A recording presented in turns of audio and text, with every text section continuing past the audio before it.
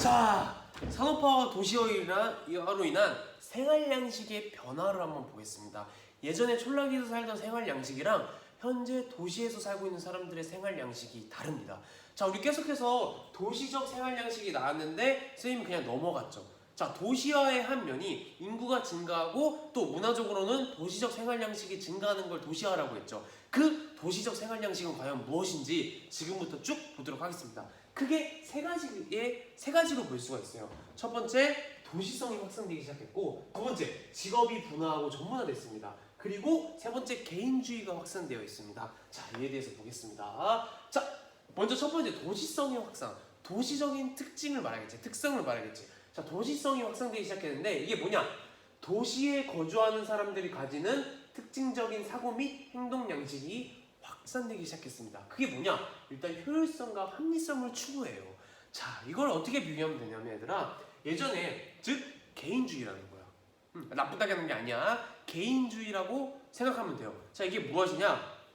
자, 예를 들어서 여러분이 이제 1학년 뭐 4, 5, 6, 7반이 있잖아. 그 각 반의 친구들이 효율성과 합리성을 추구하지 않고 집단주의, 우리는 하나야, 그런 생각을, 그런 공동체 의식에 의해서 하나라고 생각을 해봐. 예전에 촌락은 그랬거든. 그렇게 공동체 의식이 강했어요. 자, 그럴 때는 예를 들어서 점심시간에, 만약에 점심시간에 이제 밥 먹으러 가야 될 거 아니야. 근데 우리 반 중 한 명이라도 자기 일을 다 끝만 못 맞춰가지고 밥을 먹으러 못 가는 상황이야. 근데 그 사람을 위해서 다 기다려줍니다. 왜? 우린 하나니까. 얼마나 비효율적이니? 뭐 그러면 굉장히 좋지. 근데 도시적인 생활 양식에서 봤을 때 굉장히 비효율적입니다.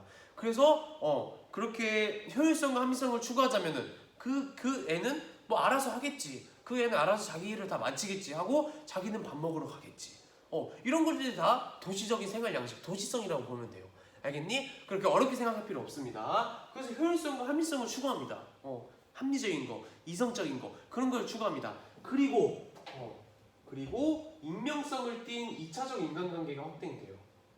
익명성을 띤 2차적 인간관계가 확대됩니다. 자, 참고로 1차적 인간관계는 뭘까? 1차적 인간관계. 이거는 바로 1차적 인간관계는 바로 혈연에 의한 거예요. 혈연 또는 친구, 우정, 뭐 이런 거 있잖아. 그러니까 어떠한 목적, 수단이 아닌 순수하게 혈연 또는 순수한 우정으로 갖는 그런 관계를 말합니다. 예를 들어서 여러분 친구들, 반 친구들, 그 여러분 집에 가면은 가족들, 그게 바로 1차적 인간관계예요. 근데 얘들아, 지금 도시적인 것은 2차적 인간관계가 확대돼요. 2차적 인간관계가 뭐냐? 뭐에 의한 거냐? 바로 목적에 의한 거예요. 어떠한 목적을 가지고 만나는 경우가 많아요. 오케이? 예를 들어서 동호회가 있어요. 동호회는 뭐니? 어떠한 특정한 취미를 하기 위해서 모르는 사람들끼리 만나는 거잖아. 그치? 그게 바로 2차적 인간관계입니다. 근데 익명성을 띈 게 뭐냐? 익명성 밑에 나타납니다. 밑에 각주 4번. 어떤 행위를 한 사람이 누구인지 드러나지 않는 것으로 현대 대중사회를 구성하는 구성원인 대중이 누군가를 누군지 모르는 현상입니다. 그게 바로 익명성이에요. 서로 잘 몰라. 얘들아, 예전에 그 농촌 촌락은 서로 잘 알아요. 누가 아기를 낳았다? 저기 하천에서 세 번째 집 아기를 낳았대. 그래 잔치를 열자 막 이러잖아. 지금은 그 당장 이웃집이 누군지도 모릅니다.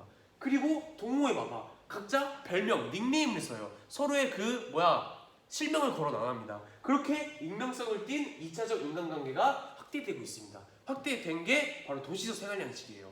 알겠니? 오케이, 좋습니다. 다음, 그리고 직업이 분화하고 전문화되기 시작했어. 자, 이게 무슨 말이냐? 자, 예전에 여기가 농촌이라고 생각해봐. 예전에는 농촌이라고 생각하면은 지나가다가 10명을 잡고 직업을 물어봐봐. 직업이 뭐예요? 직업이 뭐예요? 그러면은 10명 중 9명은 저 농부인데요. 이렇게 생각할 거야. 거의 대부분 농사 짓고 살았다고. 농촌에서. 아니면 농사와 관련된 일을 할 거예요. 근데 애들아, 지금 나가서 10명 잡고 이야기해봐. 직업이 뭐예요? 직업이 뭐예요? 거의 100%는 아니더라도 90% 이상 다 직업이 다를 겁니다. 그만큼 직업이 지금 분화되어 있어요. 그래서 읽어볼게. 직업 분화. 도시 주민들은 다양한 직업에 종사합니다. 그래서 주민들 간의 이질성이 증가했습니다. 이질성, 다를 이 특징, 성질할 때 질. 그러니까 서로 특징이 다르다고. 성질이 다르다고. 사람들 간에. 즉 직업이 다르다는 겁니다. 알겠지? 그래서 이런 직업이 분화됨에 따라서 주민들 간의 이질성이 증가한 거, 이게 또 하나의 도시적 생활 양식이에요. 알겠니? 오케이, 좋습니다. 다음, 그 직업이 전문화됐습니다. 각 직업의 전문성이 증가해서 직업 간의 소득 격차가 확대되었어요. 자, 이게 무슨 말이냐? 자, 직업 전문화, 각자 전문성을 가지고 있다는 겁니다. 이제 뭐야? 그냥 쉽게 하루 아침에 그 직업을 가질 수 있는 게 아니에요. 자, 물론 예전에 촌락도 마찬가지예요. 농촌이든 고기잡이든 하루 아침에 되는 건 아니야. 근데 서서히 내가 살면서 뭐 농사일도 배우고 뭐 뱃일도 배우고 그러면서 자연스럽게 이제 그런 직업이 된다고. 하지만 지금 각각 직업마다 전문성이 다 다릅니다. 선생님만 해도 사범대학교 나와가지고 임용고시라는 그런 시험을 보고 지금 이 자리에 있는 거잖아. 그런 교육 전문성을 가지고 있다고. 지금 모든 사람들도 마찬가지예요. 그렇게 각각 전문성이 다릅니다. 근데 그 전문성에 따라서 소득도 다르지. 그래서 직업 간의 소득 격차가 많이 확대됐습니다. 예전에는 소득이 다 비슷비슷했어, 농촌에서는. 그렇습니다. 그래가지고 이러한 특징을 보이고 있어요. 그 다음 세 번째. 세 번째는 개인주의가 확산되고 있죠. 예전에 농촌 같은 경우는 공동체주의예요. 가장 우리는 하나야 이런 게 있었거든. 근데 지금은 그렇지 않습니다. 읽어볼게. 일단 첫 번째로 가족 형태의 핵가족화, 그리고 1인 가주의 비중이 증가하고 있습니다. 얘들 핵가족이 뭐야? 핵가족은 얘들아 부모 플러스 자식, 이렇게만 이루어진 것을 바로 핵가족이라고요. 그 이상 조부모, 할아버지, 할머니 이렇게 더 있지 않다는 겁니다. 딱 이 부모와 자식 이 둘만 있는 거예요. 두 세대만 이루고 있는 가족, 그게 바로 핵가족입니다. 오케이? 도시로 넘어오면서 농촌에 있는 할아버지, 할머니는 농촌에 남고, 그리고 우리 아버지, 어머니만 상경해가지고 우리를 낳은 거잖아. 대부분 그래요. 그래서 귀경길이라는 게 있는 거 아니야. 그러니까 추석 때 고향에 내려가잖아. 그래서 그때 고향으로 내려가니까 막 길도 막히고 그러는 거잖아. 아무튼 그렇게 핵가족화가 됐습니다. 그리고 1인 가구의 비중이 증가하고 있습니다. 이 핵가족에서 이 자식들은 어디론가 일을 하려고 할 거 아니야. 일을 해서 이 부모와 같이 살아서 내 직장이 집과 가까워서 출퇴근하면 좋아. 근데 대부분 이제 멀리 살게 됩니다. 자기 직장을 찾아서. 선생님도 1인 가구잖아. 지금 수원 사람이지만 가족은 수원에 있지만 지금 동해에 와서 혼자 살고 있잖아. 아무튼 이런 1인 가구의 비중이 증가하고 있습니다. 1인 가구가 우리 동해에는 많은 편이에요. 왜? 우리 동해에는 관공서, 즉 저기 그 청국동에 많은 편이거든. 그 소방서, 경찰서, 교육청, 시청, 이렇게 관공서들이 많거든. 공무원들이 많아요. 그런 공무원들이 대부분 젊은 사람들이 많거든. 대부분 혼자 살고 있습니다. 원룸에. 그렇습니다. 그리고 1인 가구의 비중이 높은 곳이 대표적으로 대학가가 있어요. 대학생들이 자취를 많이 하지. 아무튼 그렇습니다. 아무튼 이런 핵가족화와 1인 가구의 비중이 증가함에 따라서 서로 잘 몰라. 그래서 이웃 간의 유대관계가 많이 약화되었습니다. 개인주의의 확산에 따라서. 개인이 중요하게 된 거예요. 개인의 성장, 개인의 공부, 개인의 삶, 개인의 문화, 개인의 여가, 그런 게 중요하게 된 겁니다. 그래서 이웃 간의 유대관계는 약화되기 시작했습니다. 알겠니? 자, 다음. 그리고 개인의 가치와 성취를 중시하는 이런 개인주의적 가치관이 확대됐기 때문에 경쟁이 매우 심화됐죠. 나만의 그 목표를 이루기 위해서. 알겠니? 자, 예전에 공동체주의에서는 우리 집단의 목표를 이루기 위해서 같이 으쌰으쌰하는 거였어요. 하지만 지금은 개인의 목표가 중요하기 때문에 개인 간의 경쟁이 심화되었지. 이런 것들이 또 바로 도시적 생활 양식이라고 볼 수가 있습니다. 자, 다음. 자, 별표. 자, 이걸 보게요. 자, 도시의 공간이 끊임없이 확장되고 교통통신의 발달로 도시와 촌락의 교류가 많아지면서 이러한 도시성은 점차 특수적이게 될까? 보편적이게 될까? 보편적으로 돼가고 있습니다. 자, 이런 도시적 생활 양식이 도시에만 나타나는 게 아니에요, 이제. 왜? 이제 촌락과도 교통통신이 발달했기 때문에 상호작용을 많이 하고 있어. 그래서 촌락에 있는 사람들도 도시의 영향을 많이 받기 때문에 전국적으로 이러한 도시적 생활 양식은, 도시성은 보편적인 생활 양식이 되어가고 있습니다. 알겠습니까? 네, 좋습니다. 다음. 자, 다음 하나만 보고 넘어갈게요. 자, 하나만 더 보고 넘어가겠습니다. 자, 교과서에 나오는 그래서 여기 나오네. 자, 그림 17번. 17번도 바꿔줘야겠지? 얘들아, 편의점 수의 증가가 아니라 1인 가구 비율의 변화를 봐야 돼요. 1인 가구 비율. 자, 1980년대에는 전 가구 중에서 4.8%밖에 없었습니다.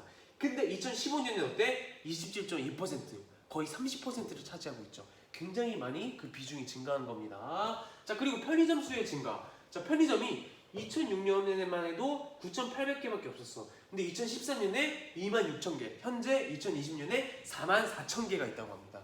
자, 편의점은 왜 증가했겠니? 바로 1인 가구가 증가함에 따라서 맞춰서 증가한 거예요. 자, 1인 가구들은 뭐 어디 마트 가서 크게 장 볼 일이 없어. 왜? 가족이 그렇게 많지 않으니까. 많지 않으니까 내 것만 준비하면 돼요. 그래서 간단하게 그런 생활용품이나 먹을 걸 살 수 있는 편의점이 그에 맞춰서 증가하게 된 겁니다. 현재는 44,000개가 있어요. 자, 그래서 알아볼까요? 늘어나는 편의점과 복합 쇼핑몰. 자, 볼게요. 읽어볼게요. 다 도시의 길거리를 둘러보면 골목마다 자리 잡은 편의점을 쉽게 볼 수 있어요. 지금 실제로 이처럼 편의점의 수가 크게 증가하고 있는 까닭은 무엇일까? 먼저 편의점은 대체로 24시간 영업을 하여 물건을 구매하는 데 시간의 제한을 받지 않습니다.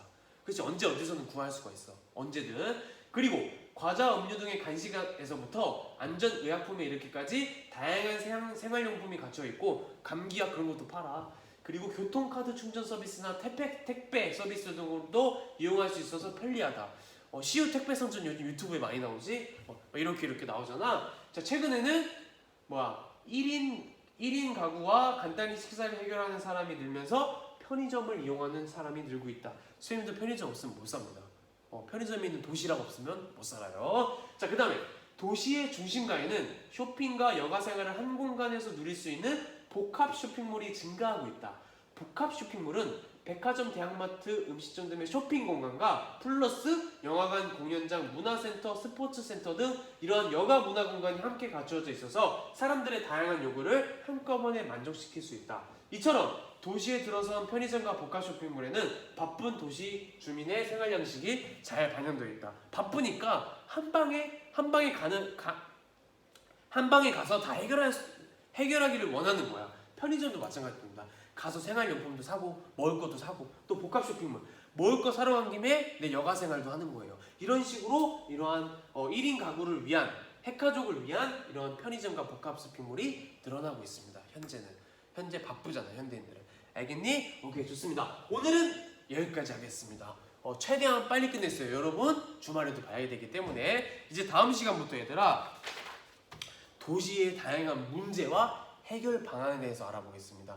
그리고 교통통신의 발달에 따라서 어떠한 변화가 있고 어떠한 문제점이 있는지 거기까지 한번 알아보겠습니다. 교통통신의 발달과 변화 거기까지가 아마 시험 범위가 될 것 같아요. 정보학까지는 못 갈 것 같아. 아무튼 그렇습니다. 그래서 오늘은 여기까지 하겠습니다. 여러분 너무 수고했고 다음 주에 직접 봐서 공부해요. 알겠지? 여러분 할 말 있었는데? 몰라. 아무튼 다음 주에 보겠습니다. 빠빠이.